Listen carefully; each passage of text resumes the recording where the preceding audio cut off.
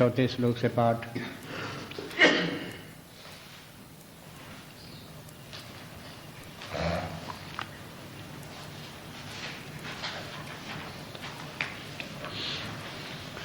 मया तत्मिदं सर्वं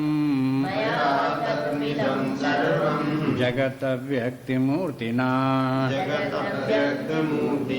मत्स्थानि सर्वभूतानि न चाहं तेष्वस्थितः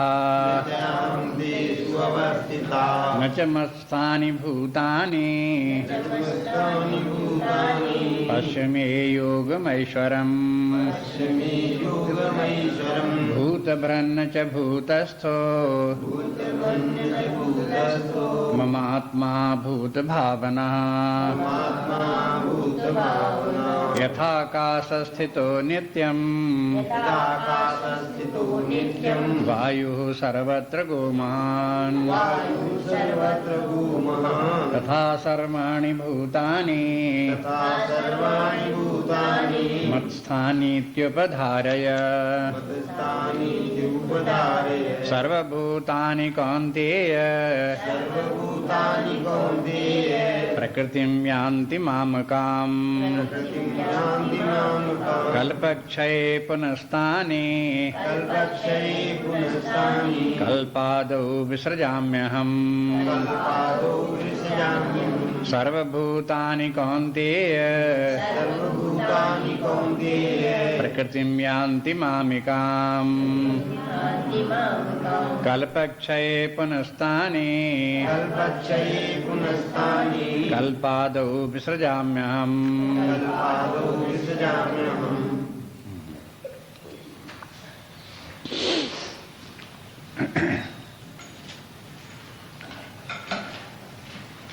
फिर स्मरण करें, भगवान ने कहा कि हम इस अध्याय में ज्ञान विज्ञान बताएंगे। फिर से ये राजविद्या है, राजगुह्य है, उसका हम वर्णन करेंगे। ज्ञान के माने परमात्मा का ज्ञान, परोक्ष ज्ञान परमात्मा का, शास्त्र सम्मत जैसा परमात्मा है उसका परमात्मा का ज्ञान। विज्ञान के माने अपरोक्ष ज्ञान, परमात्मा का अपने आत्मभाव में स्वरूपतः स्थित होकर के उसका ज्ञान होना विज्ञान है। ये दोनों कैसे होंगे उसका वर्णन करते हैं। तो विज्ञान तो होता है, तब होता है पहले ज्ञान प्राप्त करें, ज्ञान पहले फिर विज्ञान। तो परमात्मा के ज्ञान के लिए जो युक्तियां हैं उनमें से एक बड़ी महत्वपूर्ण युक्ति है जगत का विचार करना कि जगत क्या है। जगत के ऊपर जब विचार करते हैं तो धीरे धीरे करके हमें एक ऐसी सत्ता की आवश्यकता अनुभव होने लगती है जो जगत के अतीत हो और जगत का कारण हो। विचार करने वाले को तो कुछ पता नहीं चलता, उसे तो जैसा जगत दिखाई देता बस वही सत्य है और उतना ही है, उसके अतिरिक्त कहीं कुछ नहीं है। लेकिन विचार करने पर मालूम होता है कि ये जगत ही सब कुछ नहीं है। जगत का कोई, जगत से भिन्न कोई कारण विद्यमान है और होना चाहिए वो। तो भगवान जैसा वर्णन करते हैं, शास्त्र का कथन है, यही उपनिषदों का भी कहना है। इसको श्रद्धा पूर्वक लो पहले, कि जब भगवान कह रहे हैं कि समस्त जगत की उत्पत्ति मुझसे ही होती है, मुझसे ही विस्तार होती है, मुझ में ही स्थित है, तो इसमें पहले तो करो श्रद्धा। अगर भगवान कहते हैं तो ये बात ठीक है, अगर हमारे शास्त्र कहते हैं तो ये बात ठीक है, पहले ये बुद्धि में लाओ और फिर ये कैसे ठीक है ये अपनी बुद्धि में खोजो। फिर और संत लोग, महात्मा लोग जो गीता के ऊपर जिन्होंने व्याख्याएं लिखी हैं उनकी व्याख्याओं को देखो तो फिर सूझ आएगी अपनी बुद्धि में कि जैसा कि गीता में कहा है भगवान ने, वैसा ही होना भी चाहिए, यही उचित है। पहले श्रद्धा के द्वारा मान लो और फिर अपनी बुद्धि को तर्क के द्वारा, विचार के द्वारा संतुष्ट कर लो। जब व्यक्ति को इस प्रकार से बौद्धिक ज्ञान हो जाए तो ये हुआ ज्ञान, परमात्मा का ज्ञान। परमात्मा का ज्ञान आपको पहले ही बता चुके, फिर स्मरण रखें। दो प्रकार का। एक तो लोक वार्ता के द्वारा परमात्मा का ज्ञान होता है, परमात्मा की चर्चा समाज में होती रहती है, सारे विश्व भर में होती है, सभी धर्मों में परमात्मा का उल्लेख आता है, सभी लोग बोलते हैं उसके संबंध में, इसलिए उसका नाम सुनते ही रहते हैं। लेकिन परमात्मा के संबंध में जो हमारी धारणा बनती है वो सब लोगों की ठीक नहीं होती है, गलत सरल धारणा होती है। और उसकी जब चर्चा करते हैं तो कहीं परमात्मा में दोष दिखाई देता है, कहीं जगत में दोष दिखाई देता है, कहीं कोई आपत्ति दिखाई देती है, कहीं कोई आपत्ति दिखाई देती है, ये लगता है लोगों को। इसलिए उन लोगों को शंका होने लगती है। जब समाज में लोक वार्ता सुन करके ईश्वर के संबंध में सुनो तो सुनने पर ठीक ठीक ज्ञान नहीं होता, इसलिए ठीक ज्ञान न होने के कारण से शंका होने लगती है। तो शास्त्र ये कहते हैं, संतों को ये कहना है कि शास्त्र को देखो, जैसे गीता शास्त्र है, इसको देखो, इसमें क्या कहा गया है कि परमात्मा कैसा है। जैसा परमात्मा इसमें कहा गया उस तरह का परमात्मा समझने का प्रयास करो, उसी परमात्मा में श्रद्धा रखो, विश्वास रखो और उसी को समझने की कोशिश करो। शास्त्र सम्मत परमात्मा यदि हमारी बुद्धि में आ जाए तो इसके माने परमात्मा का यथार्थ ज्ञान। फिर ये प्रश्न आता है कि शास्त्र तो भी बहुत लोग पढ़ते हैं लेकिन फिर भी सबकी धारणा एक जैसी नहीं होती। उसमें भी एक कारण बन जाता है, क्योंकि हम लोग शास्त्र का जब अध्ययन करने चलते हैं तो अपनी पूर्व धारणाएं जो बुद्धि की हैं वो उसमें छाई रहती हैं, और उसके कारण से जैसा शास्त्र में जो कुछ कहा गया है वैसा हम अपनी बुद्धि में स्वीकार नहीं कर पाते, बल्कि अपनी पूर्व धारणाएं उसमें मिला जुला देते हैं, तो वो ज्ञान फिर विकृत ज्ञान हो जाता है, परमात्मा का यथार्थ ज्ञान नहीं रह पाता। तो अब ये बात आई, शास्त्र ज्ञान से भी परमात्मा के यथार्थ ज्ञान न हो तब क्या करेंगे? तब बोले कि अब ऐसा है कि जो शास्त्र के ज्ञाता हों उन लोगों के पास जाओ, जिनको शास्त्र का ठीक ठीक ज्ञान हो, उनके पास बैठ करके शास्त्र का अध्ययन करो। वो जैसी उसकी व्याख्या करें और जैसा तात्पर्य समझावें उस प्रकार के तात्पर्य को समझने की कोशिश करो, तब परमात्मा का यथार्थ ज्ञान हो। परमात्मा का ज्ञान, यथार्थ ज्ञान इतना आसान नहीं है जितना कि लोग बाग एक दूसरे से बोल करके बोल देते हैं और कह देते हैं और मान लेते हैं लोग बाग, उतना आसान नहीं है। आप देखेंगे कि सब इनमें अध्यात्म के जितने भी ग्रंथ हैं, चाहे उपनिषद हों, चाहे गीता हो, चाहे भागवत हो, चाहे रामायण हो, सब में आदि से अंत तक मुख्य प्रतिपाद्य विषय यही होता है कि परमात्मा क्या है। पहली बात तो ये, और दूसरी बात ये उस परमात्मा तक हम कैसे पहुंचे, उसकी कृपा हमको कैसे प्राप्त हो, उसका स्वरूप हमें कैसे प्राप्त हो, और फिर उस प्राप्त होने पर, उसके प्राप्त होने पर हमारी गति क्या होगी, किस स्थिति को हम प्राप्त हो जाएंगे, क्या अंतर आ जाएगा हमारे अंदर, ये समस्त शास्त्रों में वर्णन रहता है। जैसे रामचरितमानस में तुलसीदास जी कहते हैं, यही माँ आदि मध्य अवसाना प्रभु प्रतिपाद्य राम भगवाना। अंत में जब समाप्त होने लगा उत्तरकांड तो तुलसीदास जी कहते हैं कि रामचरितमानस में हमने क्या कहा, इसमें जो है वो हो आदि हो, चाहे मध्य हो, चाहे अंत हो, प्रभु प्रतिपाद्य राम भगवाना, भगवान राम का ही प्रतिपादन किया है। वो परमात्मा क्या है, राम सच्चिदानंदिनी सच्चिदानंद स्वरूप पर ब्रह्म परमात्मा है, वही राम है। और कैसे है, ये बार बार तरह तरह से इतने बड़े ग्रंथ में इसी बात को समझाते रहे। रामचरितमानस पढ़ते पढ़ते परमात्मा के यथार्थ ज्ञान हो जाए तो आपका अध्ययन सार्थक है। गीता का अध्ययन करते करते, प्रारंभ से अंत तक अध्ययन करते करते परमात्मा का ठीक ठीक ज्ञान हो जाए, बौद्धिक ज्ञान भी ठीक ठीक हो जाए, तो वो भी आपका अध्ययन सार्थक है और एक बहुत बड़ी सफलता जीवन में प्राप्त कर ली। यद्यपि परोक्ष ज्ञान जिसे ज्ञान कहते हैं, यह बौद्धिक ज्ञान पर्याप्त ज्ञान नहीं है, पूरा ज्ञान नहीं है, लेकिन बड़ा आवश्यक है। उसकी अपनी आवश्यकता है, उसकी अपनी महिमा है, क्योंकि बिना परमात्मा का परोक्ष ज्ञान प्राप्त किए अपरोक्ष भी नहीं हो सकता। इसलिए परोक्ष ज्ञान तो पहले होना ही होना चाहिए, ये महत्ता तो इसकी है ही है। दूसरी बात ये कि परोक्ष ज्ञान व्यक्ति के व्यक्तित्व में भी बहुत अंतर उत्पन्न कर देता है। परमात्मा का दर्शन न हो, उसका साक्षात्कार परमात्मा का न हो, लेकिन परमात्मा का ठीक ठीक ज्ञान होगा तो व्यक्ति का जीवन बदल जाएगा, उसकी जीवन शैली बदल जाएगी, उसके रहने की विधि विधान बदल जाएंगे, उसकी धारणाएं बदल जाएंगी। अगर नहीं बदली, पहले की तरह से वो विषयी बना रहा, संसार में लिप्त बना रहा और रोता रहा, हाय हाय करता रहा, अशांत रहा, झगड़ा करता रहा, इसके माने चाहे जितना शास्त्र पढ़ा हो वो जान नहीं पाया कि परमात्मा क्या है। इस बात की परीक्षा है। यदि परमात्मा का परोक्ष ज्ञान भी हो जाएगा तो ये बहुत सी समस्याएं जीवन की तिरोहित हो जाती हैं, शांत हो जाती हैं और जीवन बदल जाता है।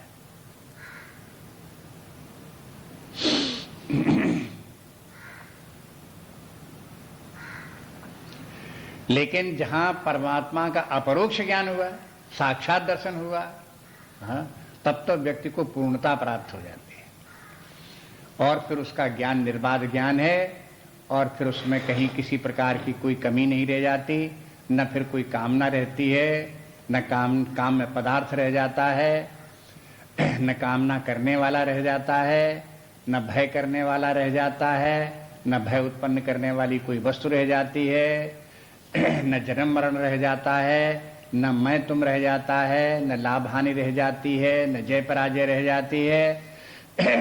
कहीं कहीं किसी प्रकार के इस प्रकार का द्वंद्व ये नहीं रह जाता। एकमात्र शांति, विश्राम, आनंद, बस यही व्यक्ति के साथ रहता है। फिर वो मुक्त है, जीवन मुक्त कहलाता है। उस अवस्था के प्राप्त करने के बाद भी फिर और कोई ज्ञान प्राप्त करना नहीं रहता। परोक्ष ज्ञान जो पहला वाला ज्ञान है उसको प्राप्त करने के बाद तो अपरोक्ष ज्ञान प्राप्त करना रहता है शेष, उसके लिए प्रयास करो। लेकिन अपरोक्ष ज्ञान प्राप्त करने के बाद में कुछ और ज्ञान प्राप्त करना हो, कुछ और कार्य करना हो, कुछ और किसी प्रकार से आगे बढ़ना हो, उसकी अपेक्षा नहीं रह जाती। वो समाप्त, जहां पहुंचना था पहुंच गए, जो कुछ करना था कर लिए, जो कुछ होना था सो हो गया। ये विज्ञान है। इसी बात को ध्यान में रख करके भगवान समझाने की कोशिश करते हैं कि देखो, अगर परमात्मा को जानना है तो जगत पर विचार करो। क्या जगत विचार करो? भगवान कहते हैं देखो, ये समस्त जगत मुझसे ही विस्तार हुआ, मुझ में ही स्थित है। एक बात, और फिर बोले कि इस जगत में मैं स्थित नहीं हूं। देखो, निषेध भी करना शुरू कर दिया। यही इस अध्याय में परमात्मा का ज्ञान कराने के लिए जो गूढ़ बातें बताई गई हैं उनको ध्यान दो। भगवान कहते हैं कि मैं इस जगत में नहीं हूं। इसलिए शंकराचार्य कहते हैं सीधा से ये मान लो कि जगत तो परमात्मा पर निर्भर करता है, लेकिन परमात्मा जगत पर निर्भर नहीं करता। जैसे तरंग तो जल पर निर्भर करती है उत्पत्ति के लिए, स्थिति के लिए, लेकिन जल तरंग पर निर्भर नहीं करता। तरंग न भी हो तो भी जल है, तरंग हो तो भी जल है। तो मैंने जल की सत्ता तरंग के ऊपर निर्भर नहीं है, तरंग की सत्ता जल पर निर्भर है। इस प्रकार से देखो। तो पहले तो ऐसे देखो, एक दृष्टि ये है। तो इसके माने क्या हुआ? भगवान ने बोले कि देखो, इस जगत के ऊपर मैं निर्भर नहीं हूं, ये जगत मेरे ऊपर निर्भर है। ये जगत मुझ में है और मेरे ऊपर निर्भर है। एक दृष्टिकोण ये रख करके अभ्यास करो, एक्सरसाइज करो बुद्धि में। इस बात का पक्की धारणा बनाओ कि जगत स्वयं अपनी सत्ता से विद्यमान नहीं है, ये परमात्मा पर निर्भर करता है, परमात्मा से ही उत्पन्न हुआ है, परमात्मा में ही स्थित है। परमात्मा के बिना ये जगत स्वतंत्र रूप से विद्यमान नहीं हो सकता। तो अब इतने ही विचार करते हुए अपने आप बुद्धि में आएगा तो जगत की महिमा ही क्या है? महिमा तो सब परमात्मा की ही है। उस परमात्मा के बिना ये जगत कुछ नहीं, तो फिर क्या जगत है? तो जब ये क्या जगत इस प्रकार की बात आए तो भगवान कहते ठीक बात कहते हो। न मत स्थानी भूतानी, ये समस्त जगत प्राणी ये सब मुझ में भी नहीं है। माने एकमात्र मैं ही सर्वत्र विद्यमान हूं, मेरे अतिरिक्त और कहीं कुछ नहीं है। न मैं ये जगत के ऊपर निर्भर करता हूं, न ये जगत मेरे ऊपर निर्भर करता है, कहीं कुछ है ही नहीं। जगत नाम की कहीं कोई वस्तु नहीं। अब ये किस प्रकार की बात है? अब ऐसे देखो, जैसे जल और तरंग का ही उदाहरण देख रहे थे, तो एक दृष्टि तो ये कि तरंग मानो कुछ है जो कि जल से उत्पन्न होती है और जल में स्थित है और जल में विलीन हो जाती है। एक दृष्टि तो ये है, लेकिन जल तरंग के ऊपर निर्भर नहीं करता। न जल तरंग से उत्पन्न होता है, न जल तरंग के ऊपर निर्भर करता है, न जल तरंग में लीन होता है, ऐसा होता नहीं है। इसलिए तरंग की महत्ता नहीं है, महत्ता जल की है। अब ये देखो कि तरंग में जल नाम की कोई वस्तु भी नहीं है। इसके माने क्या हुआ कि जो तरंग है उसके तरंग में शून्यता को देखो, तरंग को अभाव रूप में देखो, नॉन एग्जिस्टेंट तरंग को देखो, जल ही जल देखो। अगर जल बिना तरंग के है तो भी जल है, और तरंग का रूप बन गया तो जल मात्र ही है। जल प्लस कोई और वस्तु नहीं है जिसको कि तरंग कहते हो। तरंग जैसी कोई वस्तु जल से पृथक हो ऐसे नहीं है, जो कि जल में हो ऐसे नहीं है। इसलिए जल ही जल सर्वत्र है। ऐसे देखो परमात्मा ही परमात्मा सर्वत्र है।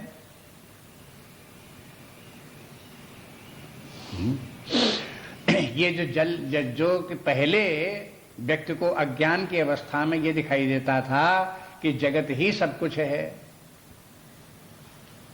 और जगत के अंतर्गत के जितनी वस्तुएं हैं वही सब कुछ हैं, और व्यक्ति ही सब कुछ हैं। मैं तुम, मैं मेरा परिवार, मेरे पुत्र पौत्र बंधुएं, भाई बहन, माता पिता, बस यही सब कुछ हैं। और क्या है? जो ये बुद्धि में धारणा छाई हुई थी ये सब साफ हो जाए, मिट जाए। ये सब कुछ नहीं, ये सब जगह जितना भी ये सब वास्तव में भाषित होने वाला, जैसे तरंग केवल दिखाई देती है, भाषित होती है, लेकिन तरंग तत्वतः कुछ नहीं है। तरंग में कोई तत्व नहीं है, ऐसे ही इस जगत में कोई तत्व नहीं। जगत को अब ऐसा कैसे देखना पड़ेगा? नाम रूपात्मक देखना पड़ेगा। जगत जो है वो हो रूप मात्र है, जैसे तरंग रूप मात्र है। जल का एक रूप है, रूप कुछ नहीं होता, देखने को दिखता है, इंद्रिय गोचर होता है, लेकिन इतना होते हुए भी वो है कुछ नहीं। इसी तरह से जगत भी रूपात्मक है। सब वस्तुएं कोई ना कोई रूप है, चाहे स्थूल हो चाहे सूक्ष्म हो, उनका कोई ना कोई रूप है। यहां तक कि जो वाणी बोल रहे हैं शब्द, इनका भी कुछ रूप है। बुद्धि में जो विचार उत्पन्न हो रहे हैं उनका भी कोई रूप है। ये सब रूप है। जहां तक रूप है तहां तक जगत है। इसलिए जगत को क्या बोल दिए? जगत नाम रूपात्मक है।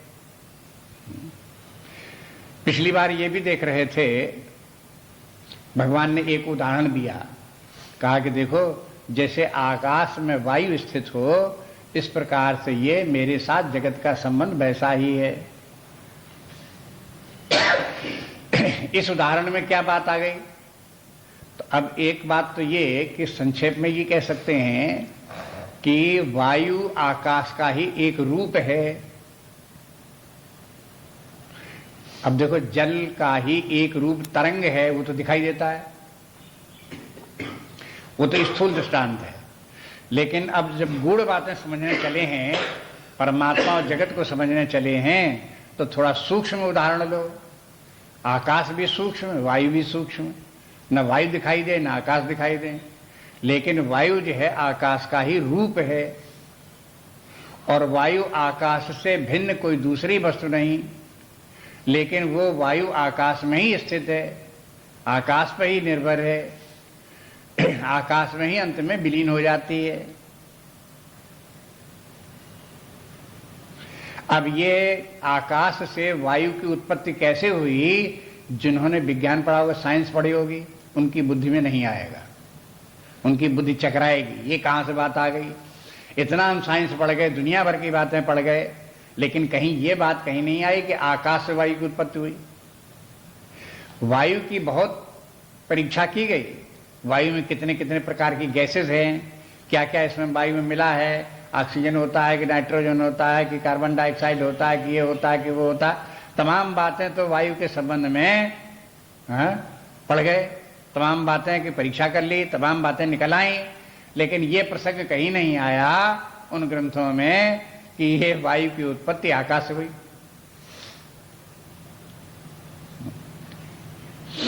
अब इसको जब एक सिद्धांत लेकर के चले कि जितने भी रूप हैं वो किसी न किसी अरूप वस्तु से उत्पन्न होते हैं, उसके पहले कोई अरूप वस्तु होनी चाहिए, वो भी अगर रूप उसका भी कुछ है तो उसे कुछ दूसरी अरूप वस्तु से उत्पन्न होना चाहिए। जैसे तरंग है, एक रूप है, तो ऐसा जल चाहिए जिसका जल का तरंग जैसा रूप ना हो, तो वो जल जो है तरंग का रूप ले लेगा।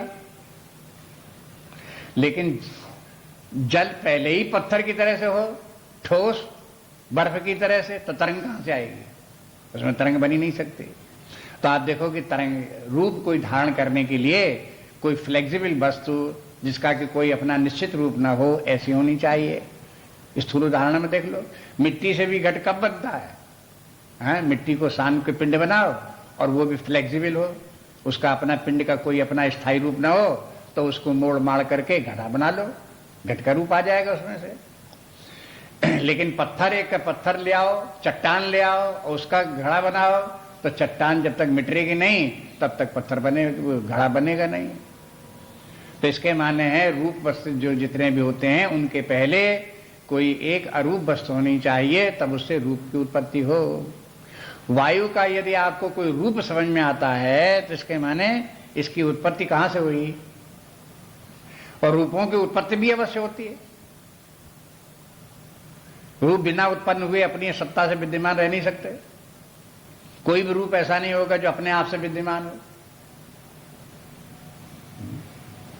इसलिए अगर वायु का भी एक रूप है तो बुद्धि के द्वारा ये विचार करो कि आखिरकार ये वायु कहां से आई, ये रूप कैसे बना, इस रूप का अधिष्ठान क्या है, वायु किसका रूप है। तो मालूम हुआ इसके पहले इससे भी ज्यादा सूक्ष्म आकाश है, आकाश ने ही वायु का रूप धारण किया हुआ है।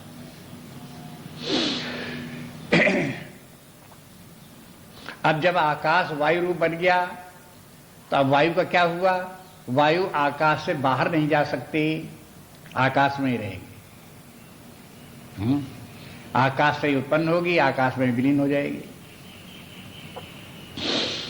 अब ये भी देखो कि वायु में दूसरी दृष्टि से विचार करो। एक तो रूप की दृष्टि से कि आकाश का एक रूप वायु है, और दूसरी दृष्टि से जो भगवान ने शब्दों को उसमें श्लोक में प्रयोग किया उनको भी याद रखो कि वायु जो है महान है, सर्वत्र गा है, वायु जो है वो हो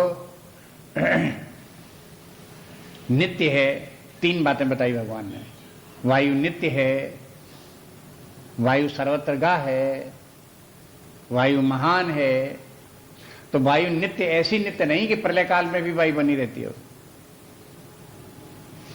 नित्य बनाए कि तात्पर्य कहने का यह है कि वायु जो है वो हो काल व्यापी है, काल व्यापी। सर्वत्र गा है वायु, इसके माने देश व्यापी है।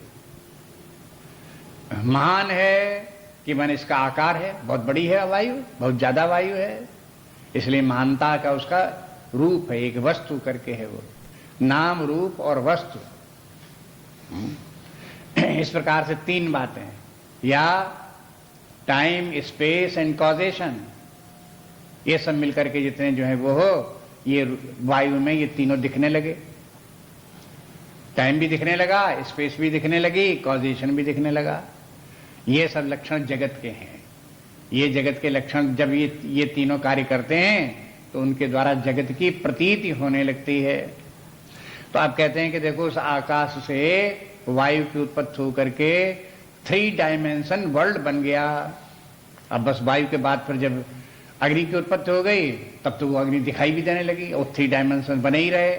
उसके बाद जल की उत्पत्ति हो गई, 3 डायमेंशन बने ही रहे, और उसके बाद उसका भी रूप दिखता, जल भी दिखाई देने लगा, पृथ्वी दिखाई देने लगी, एक हिंसा बनते चले गए, इन पांचों के मिलने से तमाम ब्रह्मांड बन गया, लोकांतर बन गए, ये सब का सब बनता चला गया। तो अब ये सब जगत कैसा हो गया?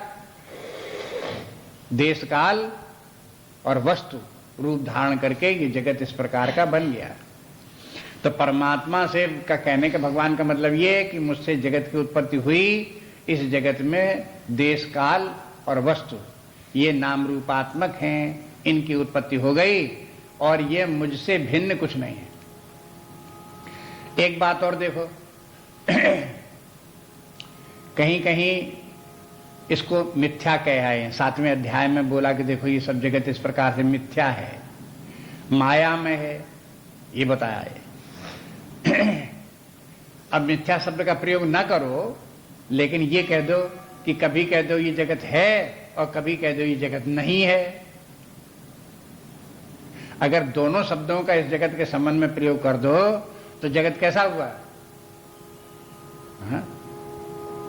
कोई कहे जगत है, कहीं है, कहीं जगत नहीं है कि नहीं है। जगत नहीं भी है और जगत है भी, तो बताओ जगत कैसा है? इसके माने सिद्ध हो गया कि जगत एक जादूगर की रचना है। जैसे जादूगर कोई वस्तु बना दे, सामने आपको दिखाई दे, तो वो कैसी है कि नहीं है? तो कहते हैं हाँ है। तो लेकिन है तो ये किसी काम की है?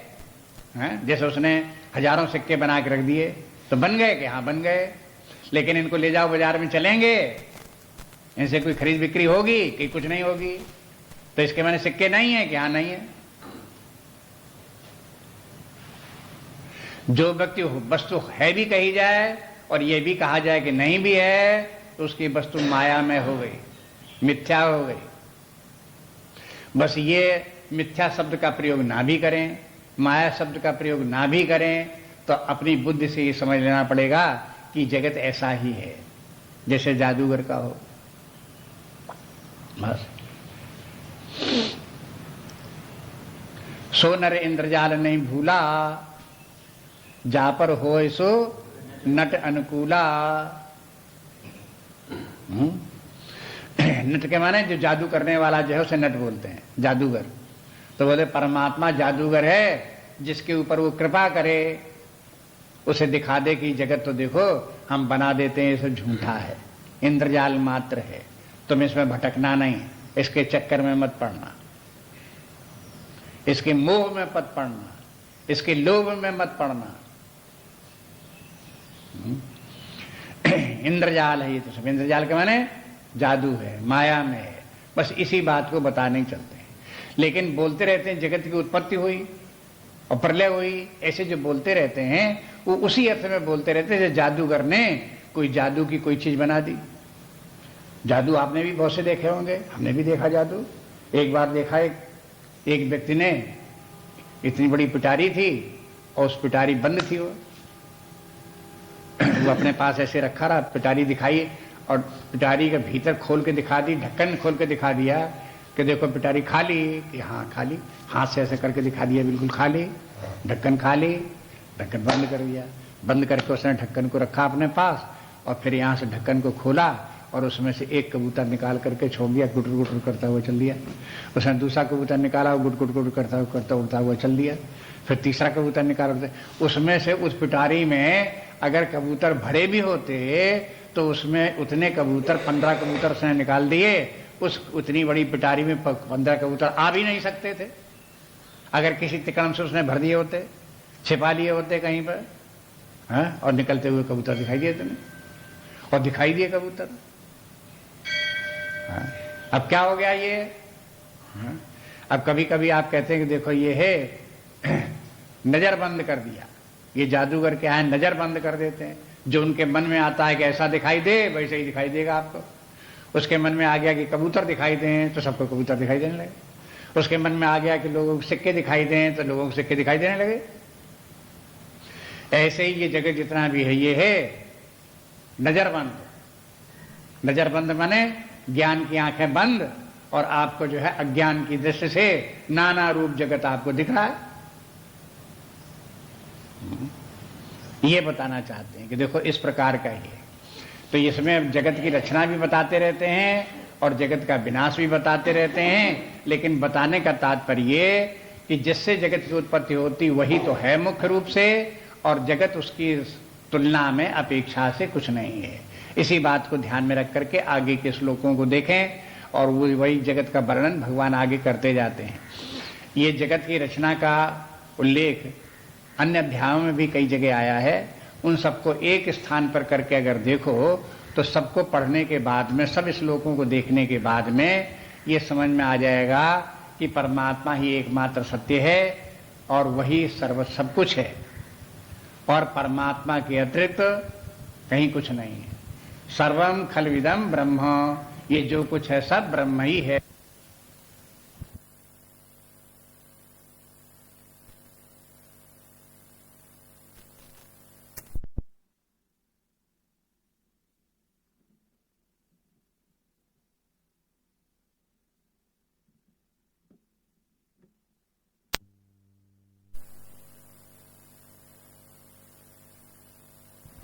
जो मल्टीप्लिसिटी दिखाई देती है, नाना रूप वस्तुएं दिखाई देती हैं, वो किंचन मन रंच मात्र नहीं है। कोई को दिखाने भर को तो है, तो दिखाने भर से क्या होता है? हाँ, वो दिखाने भर को भी कुछ नहीं है। इस प्रकार से देखो जगत सब परमात्मा ही परमात्मा। जब ये दृष्टि आ जाए, व्यक्ति को समझ में आ जाए, तो फिर बाद में इसी दृष्टि को रियलाइज करो। पहले बुद्धि से समझ लो इस बात को कि जगत इस प्रकार का है, परमात्मा इस प्रकार का है। इसलिए कहते हैं सर्वभूतानि कौन्तेय, हे कौन्तेय सर्वभूतानि, जितने भी प्राणी हैं, जितने भी पंचमहाभूत हैं, ये सब प्रकृति में यान्ति माम काम कल्पच्छय। कल्प का समाप्त होने पर ये सब मेरी ही प्रकृति में विलीन हो जाते हैं। और पुनस्तानि कल्पादौ विसर्जाम्य हम, और जब पुनः कल्प प्रारंभ होता है तब ये सब का सब इनको मैं फिर अपनी प्रकृति से फिर रच देता हूं।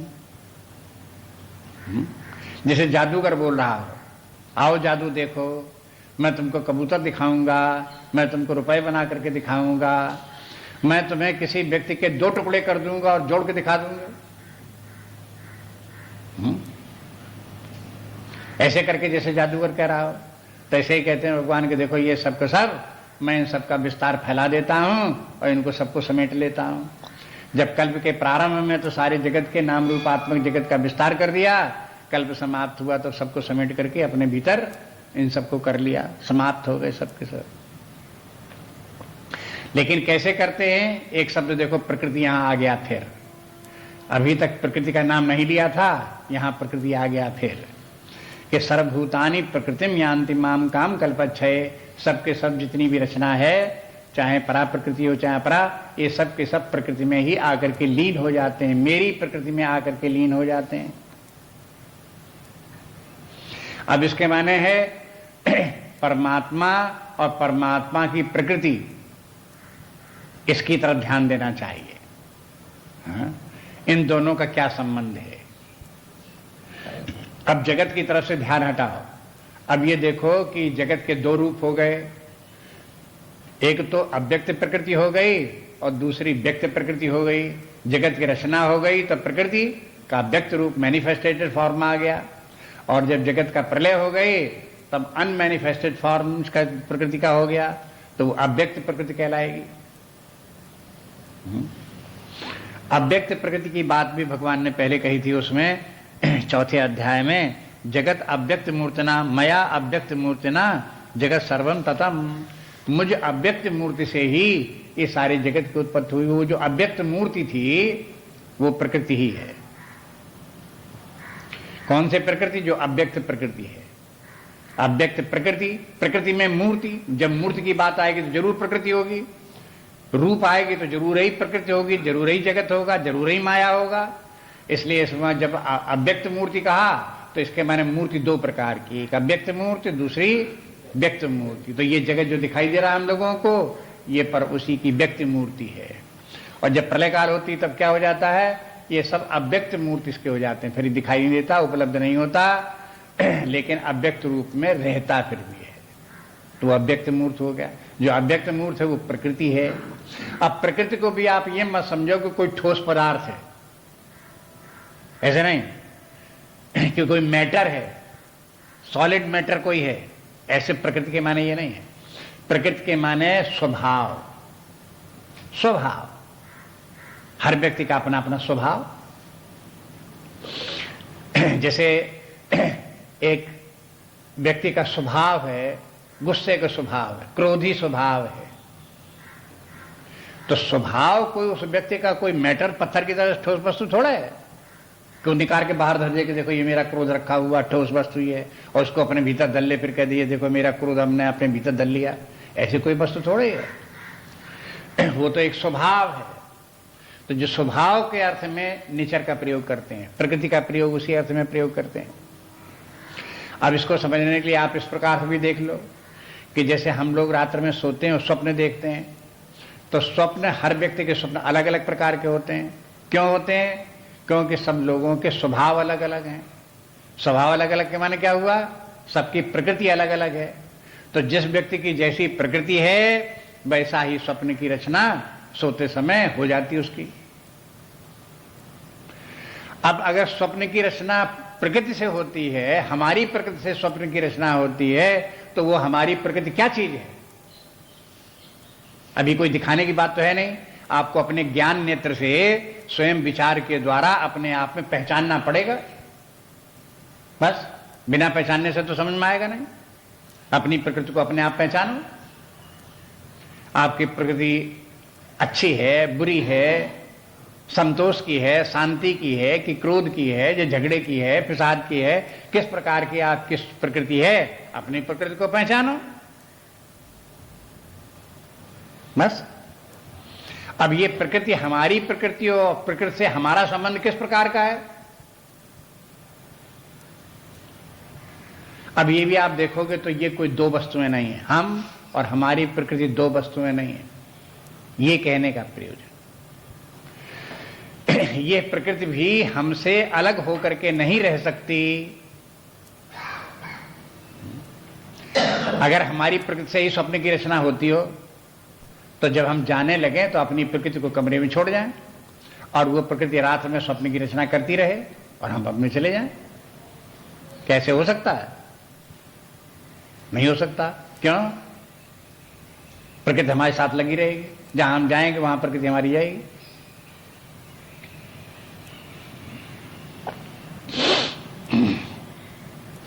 कभी कभी व्यक्ति, इसी प्रसंग में यह भी समझ लो, ये व्यवहारिक बात थोड़ी सी, कि कुछ लोग ये समझते हैं कि चूंकि हम किसी घर में रह रहे हैं, किसी अपने विशेष स्थान पर रह रहे हैं, तो वहां रहने के कारण से बड़ी अशांति है, बड़ी परेशानी है, तो सोचते यहां से चले जाओ। जब चले जाएंगे दूसरी जगह तो शांति हो जाएगी, झंझट खत्म हो जाएगा। लेकिन जब दूसरी जगह जाते हैं तो देखते हैं कि पहले तो लगती है यहां शांति है, बहुत अच्छा है, यहां पे बड़ी शांति है, लेकिन थोड़े दिनों में क्या होता है कि वहां उसकी प्रकृति जब मैनिफेस्ट होती है, जब प्रकृति व्यक्त होती है, तब क्या होता है? वो वातावरण जो पहले छोड़कर क्या है वहां तैयार बैठा हुआ है, वही झगड़ा, वही फिसाद, वही अशांति, वही किलकिल, वही वाया है, वहां पर भी विद्यमान है। क्यों? कि वो व्यक्ति जहां जाएगा प्रकृति उसके गले में लटकी रहेगी, उसके पीछे लगी रहेगी, वो छूट नहीं सकती। क्योंकि प्रकृति और वो व्यक्ति दो वस्तुएं नहीं है। इसलिए कहते हैं कि अगर आप शांति चाहते हो तो अपनी प्रकृति को बदलो। प्रकृति बदलती है, बदली जा सकती है, लेकिन प्रकृति को आप घर पर छोड़ जाओ, चले जाओ कहीं और हिमालय पहाड़ पर, और घर छोड़ गए प्रकृति, ये नहीं कर सकते आप, असंभव है।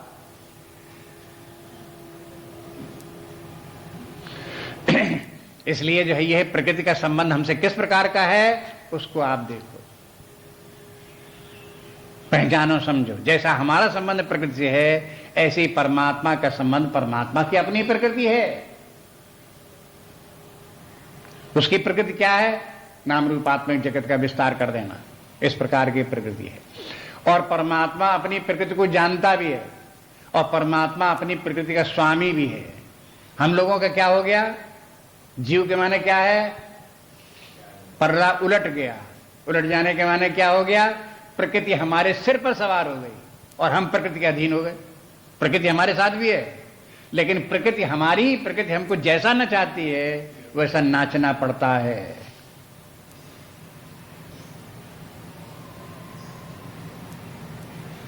ये हमारे सारे व्याधि लग गई है।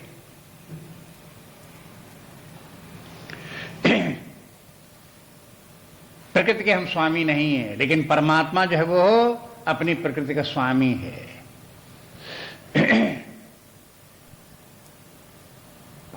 अब इसी बात को जैसे यहां पर बोला, अब इसको और भगवान आगे स्पष्ट करते हैं अगले श्लोकों में। आप देखो कि परमात्मा की प्रकृति क्या है, परमात्मा अपनी प्रकृति से जगत की रचना कैसे करता है और जगत की सत्ता कितनी है, ये धीरे धीरे करके इसी प्रकार समझने की कोशिश करो। जब प्रकृति शब्द आ गया तो 7वें अध्याय में जब प्रकृति का वर्णन भगवान कर चुके हैं कि देखो भूमि रापो नलो वायु खम मनो बुद्धि रेव छय अहंकार तीयम में, प्रकृति मेरी 8 प्रकार की ये प्रकृति है, अष्टधा प्रकृति। अपरा, इसका नाम अपरा प्रकृति है। तो अन्याम, इससे अलग दूसरी प्रकृति क्या है, पराम, दूसरी परा प्रकृति है। क्या है, जीव भूता महाबाहो, वो जीव भूत जो वो हो परा प्रकृति है। तो जो चेतन जितने प्राणी हैं वो परा प्रकृति है, जितनी जड़ सृष्टि है ये अपरा प्रकृति है। तो परमात्मा ने जब की जो प्रकृति है वो प्रकृति 2 प्रकार की मैनिफेस्टेशन होती है, तो 2 प्रकार की रचना कर देती है। जड़ जगत की भी रचना कर देती है और चेतन प्राणियों की भी रचना कर देती है। ये दोनों ही मिलकर के प्रकृति है। इन दोनों का ही स्वामी, इस प्रकृति का स्वामी परमात्मा है। तो परमात्मा की महिमा को ध्यान रखो। अगला श्लोक देखिए, फिर उसमें कुछ बातें और विचार आगे बढ़ाओ।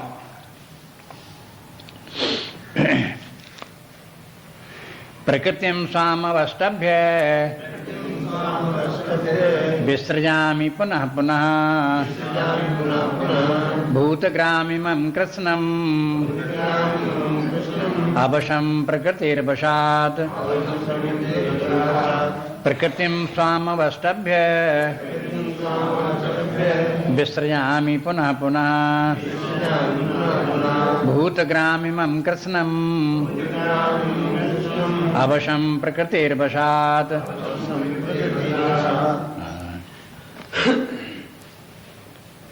वो बात जो पहले बता रहे थे इस श्लोक में भगवान ने कह दी। देखो एक बात तो प्रकृतिम स्वाम अवष्टभ्य, अपनी प्रकृति को ही सहारा लेकर के, अवष्टभ्य माने अंगीकार करके अपनी प्रकृति के द्वारा ही मैं विसृजामि पुनः पुनः, बार बार रचना करता हूं। किन की रचना करता हूं, भूत ग्राम इमम कृष्णम, कृष्णम संपूर्ण, इमम भूत ग्रामम के माने ये सब जितने भूत ग्राम हैं उन सब की रचना मैं करता हूं। कैसे रचना होती है इनकी, जब होती है कहते अवशम प्रकृतिर वशात, ये सब जितने भूत ग्राम हैं ये परवश हैं, अवश हैं और प्रकृतिर वशात, प्रकृति के बस में हैं।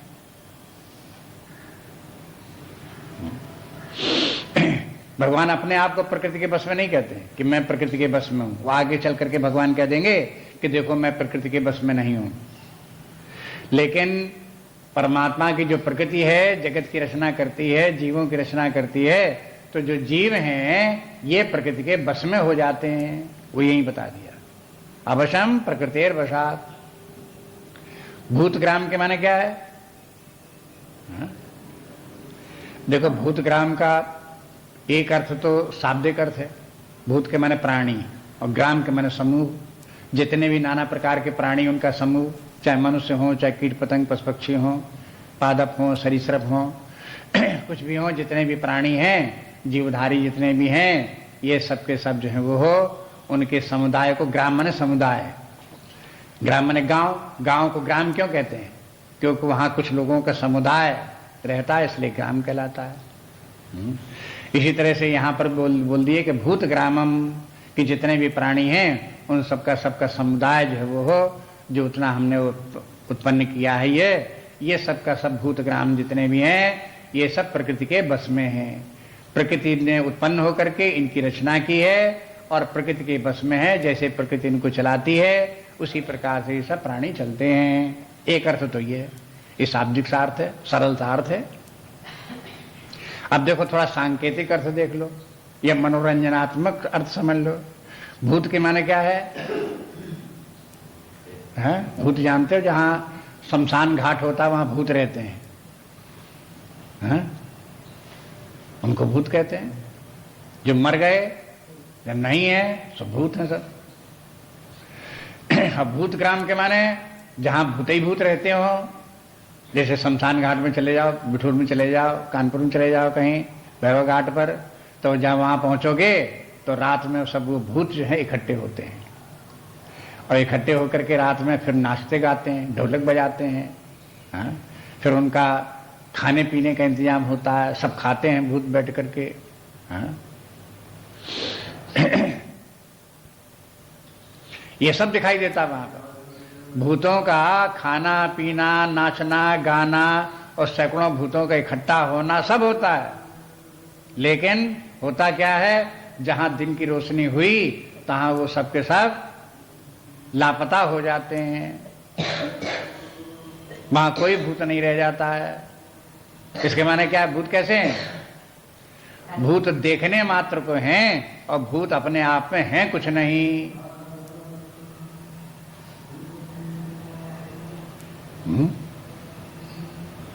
ऐसे ही जितने भी प्राणी हैं ये सब भूतग्राम हैं। भूतग्राम के माने देखने को तमाम प्राणी दिख रहे हैं, लेकिन हैं कुछ नहीं। ये सब प्राणी भी, जीवधारी जितने भी हैं, ये सब भी कुछ नहीं है, ये बताने के लिए भूतग्रामिमम ये बोलते हैं।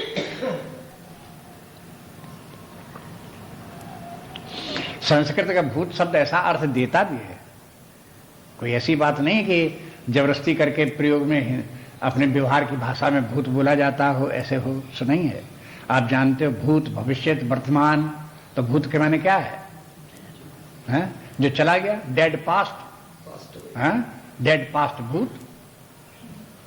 अब वो है ही नहीं, खत्म हो गया, नष्ट हो गया, समाप्त हो गया, उसे कहेंगे भूत। तो भूतग्राम के माने क्या हुआ? उसी तरह कुछ है ही नहीं, सब प्राणी प्राणी करके दिख रहे हैं, मालूम हो रहे हैं, कुछ नहीं। इसी बात को समझाने के लिए तमाम दृष्टांत दिए जाते हैं। बहुत से दृष्टांत आपने पढ़े देखे भी। अगर मान लो किसी कमरे में आप जाओ, जिसमें कमरे में 10-15 शीशे चारों तरफ दीवारों में लगे हों, शीशे ही शीशे लगे हों, उस कमरे में आप खड़े हो तो आपको क्या दिखाई देगा? कि आप एक हो कि 15 हो? आपको दिखाई देगी 15 हम तो ये बात सही है कि हम एक हैं कि 15 मूर्तियां दिख रही हैं हर शीशे में कि आप 15 हो, तो वो सही है। कि दिखाई तो 15 दे रहे हैं, इसलिए हम तो यही मानेंगे कि हम 15 हैं। तो अब ये कैसी दृष्टि हुई? या ज्ञान की दृष्टि हुई। अब देखो कि आपको 15 आप अपने आप को बता रहे हो, तो क्या 15 में अहम आपका है? आप तो ये देखोगे कि हम एक हैं, आप में एकत्व तो लगेगा। अनुभव से आपको यही दिखाई देगा कि हम एक हैं, और दिखाई देने के लिए आप 15 दिख रहे हो। इसी तरह परमात्मा एक है, लेकिन इतने प्राणियों में, नाना हजारों लाखों अरबों करोड़ों प्राणियों में परमात्मा उतने ही रूपों में दिख रहा है। तो परमात्मा एक हुआ कि करोड़ों हुआ? एक ही रहा। जिम रवि एक कोटि परछाई, तुलसीदास जी का उदाहरण। जैसे सूर्य एक आकाश में है और जितने घड़े होंगे उस घड़े में एक एक परछाई दिखाई देगी। तो बताओ, जितनी परछाइयां दिखाई दे रही उतने सूर्य हैं कि सूर्य एक है? दिखाई देने वाले के लिए परछाइयां तमाम दिखाई दे रही हैं। इसी प्रकार से चिदाभास करके जितने भी जीव हैं वो तो अगले दिखाई दे रहे हैं, लेकिन परमात्मा तो एक ही है। ये जीव कुछ नहीं है। ये जीवों की मिथ्या प्रतीत है। पहले कहा है, दूसरे अध्याय में भगवान कहे हैं कि देखो, पहले ये सब जीव कुछ नहीं थे, उस कुछ नहीं से फिर आ गए, और उसके बाद में फिर कुछ नहीं में विलीन हो जाएंगे। यहां से मतलब ये है कि ये सब के सब जो है ये है, जैसे मान लो सूर्यास्त हो जाए तो घड़ों का सूर्य, सब घड़ों के सूर्य कहां गए? सूर्य उदय हो जाए तो सब घड़ों में परछाई दिखाई देने लगी, तो सूर्य कहां से आ गए? अरे न कहीं से आ गए न कहीं चले गए, वो भाषित हुए कुछ देर के लिए। इसी प्रकार से सृष्टि के माने क्या है? भगवान कहते हैं मेरी प्रकृति के द्वारा इतने प्राणियों की रचना हो गई, तो प्रकृति के द्वारा रचना हो जाने के माने क्या? एक जादू जैसा हो गया। अनेक व्यक्ति दिखने लगे, अनेक प्राणी दिखने लगे, लेकिन उनके अनेकता में कोई सत्यता नहीं। अब धीरे धीरे करके इस प्रकार की बुद्धि लाओ। एक ओर तो आप देखते भी रहो कि तमाम प्राणी तमाम प्रकार के हैं भी, और दूसरी तरफ अपनी बुद्धि से ऐसा भी निश्चय करते रहो कि ये सब कुछ नहीं है, ये तो आभास मात्र, प्रतीति मात्र हैं, परछाई परछाई मात्र हैं, एक परमात्मा ही सर्वत्र है, उसके अतिरिक्त यहां कहीं कुछ नहीं है। ये दृष्टि भी रखो अपने मन बुद्धि में। तो आप ये बताओ कि जो आंखों से दिखाई दे वो ज्ञान ज्यादा प्रबल है कि बुद्धि से जो समझ में आवे वो ज्ञान प्रबल है? हाँ? अगर किसी को दिखाई दे कि आंखों से दिखाई देता वो सही है, बुद्धि से क्या होता है? इसके माने उसकी बुद्धि विपरीत बुद्धि है, जड़वादी है, भौतिकवादी है। उसको माया ने उसको घेर लिया है। माया उल्टा दिखाती है। माया क्या बताएगी कि जो आंखों से दिखाई देता वो सही है, बुद्धि जो समझ में आता वो गलत है। जब माया खत्म हो, माया के चक्कर दूर हो, तभी समझ में आवे कि जो दिखाई देता वो मिथ्या है, जो समझ में आता वही सही। जैसे मरुस्थल में अगर किसी को मृगमरीचिका दिखाई दे, तो आंखों से मृगमरीचिका दिखाई देगी, लेकिन वो जानता है कि मरुस्थल में पानी होता नहीं, पानी जैसा दिखता है। और वही बात यहां पर भी है, क्योंकि हम चल करके आए 10 कदम, 15 कदम, 20 कदम, 1 फल्लांग, 2 फल्लांग, 4 फल्लांग चल के देख लिया, लेकिन पानी के पास नहीं पहुंचते। इसके माने क्या है? ये दिखाई दे रहा है पानी, लेकिन पानी यहां है नहीं, ये बुद्धि ने बता दिया। तो बुद्धि की बात को मानना पड़ता है, आंखों की बात को नहीं मानना। आकाश आपको नीला दिखाई दे रहा है, लेकिन बुद्धि कहती है नीला जैसी वहां कोई नहीं है, कोई पेंटिंग थोड़ी नीली हो आकाश में, रंग थोड़ा ही पुता है नीला कोई। आकाश गोल दिखाई दे रहा है आंखों से, तो ये सब बुद्धि से सब कोई जानता है कि कोई ऐसा गोलाकार कोई चीज थोड़ी आकाश में।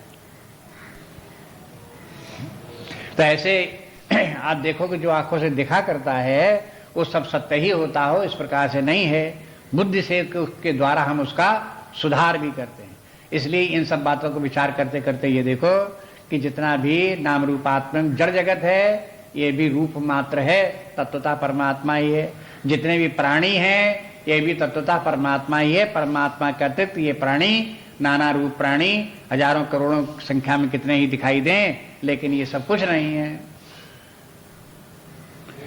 और है ये कि ये सब कुछ नहीं है, तो एक बात और बोली कि अपनी बात को समझ लो कि आपको ये लग रहा है कि नहीं कि अवसम प्रकृतिर बसात, कि हम प्रकृति के बस में हैं।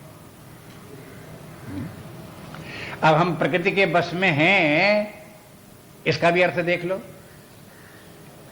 जैसे एक दर्पण में प्रतिबिंब दिखाई दे, तो वो प्रतिबिंब की सत्ता किस पर निर्भर करती है?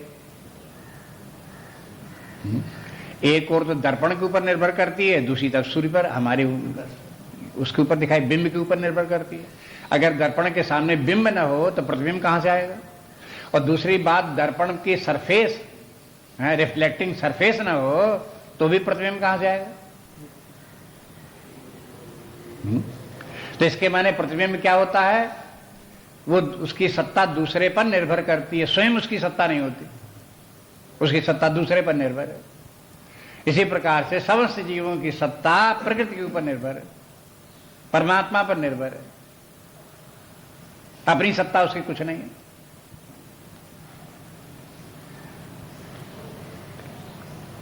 जब व्यक्ति को ये दिखाई दे कि अपनी सत्ता कुछ नहीं है, तो जो हम अहम कहा करते हैं, अहम क्या करते हैं?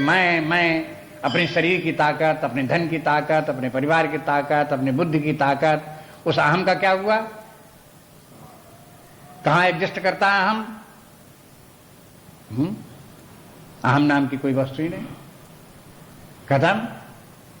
अगर अहम है तो इसके माने ज्ञान नहीं हुआ। अगर ज्ञान हो गया तो अहम नहीं रह सकता। ये स्वयं विचार करके देख लो। अगर अहम लग रहा है और स्वयं अपने आप को लग रहा हो या दूसरे को अहंकार दिखा रहे हो, तो सीधी सीधी ये मान लो कि हमें ज्ञान नहीं है। न कहो किसी से, ये कोई ये कहलवाता थोड़े, कबुलवाता थोड़े है। आप अपने मन में स्वीकार कर लो कि इसके माने अभी तत्व ज्ञान नहीं है।